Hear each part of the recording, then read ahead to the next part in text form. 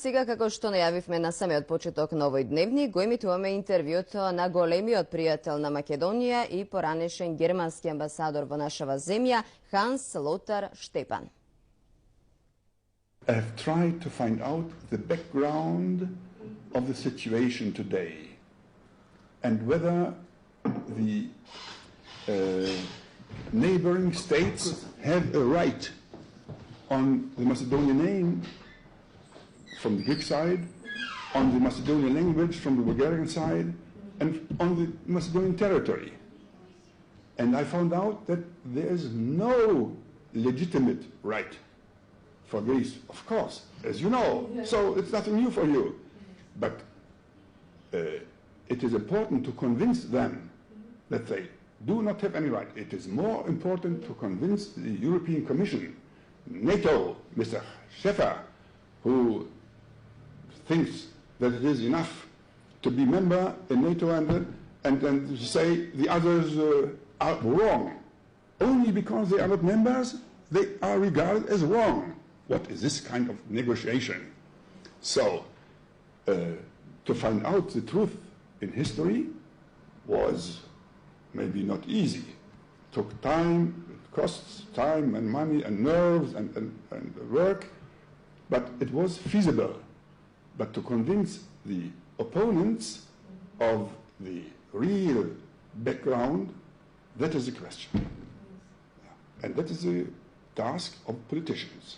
Do you think it will have some result regarding their policy? I'm a born pessimist, but one must not lose his conviction that justice may prevail. A peace without... I read this recently. Peace without justice is unbearable, does not exist. It's not peace. Yeah, it is not peace. So how can the neighbors believe that there will be peace on the Balkans if they realize their unjustified goals?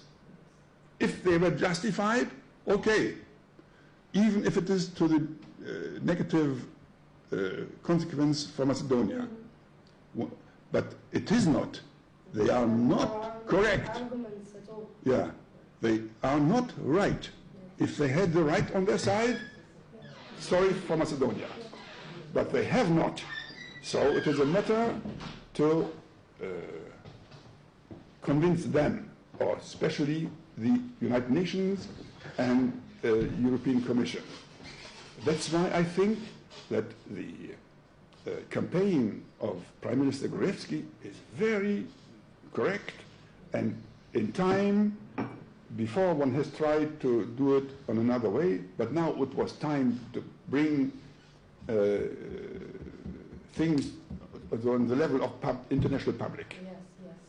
And to oblige Prime Minister Karamanlis to reply. Yes. How And would you what comment on his letter? what do On the answer? how could he permit himself to pretend that there is no Macedonian minority in Greece?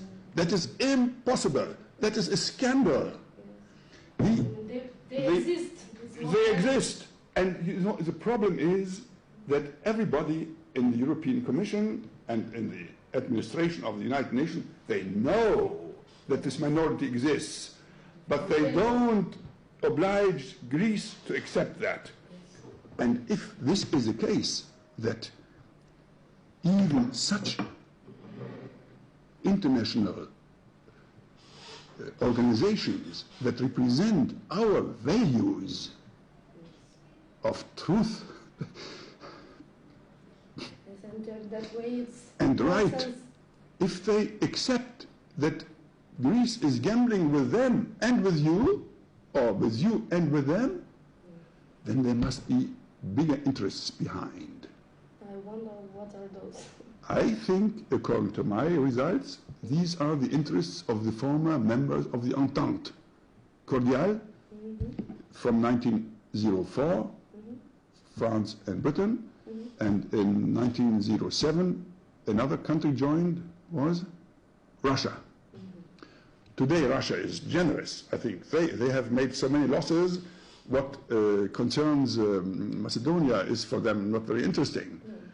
I think they should help you. They are strong enough to help you, but to get some help from Britain and France will be very difficult.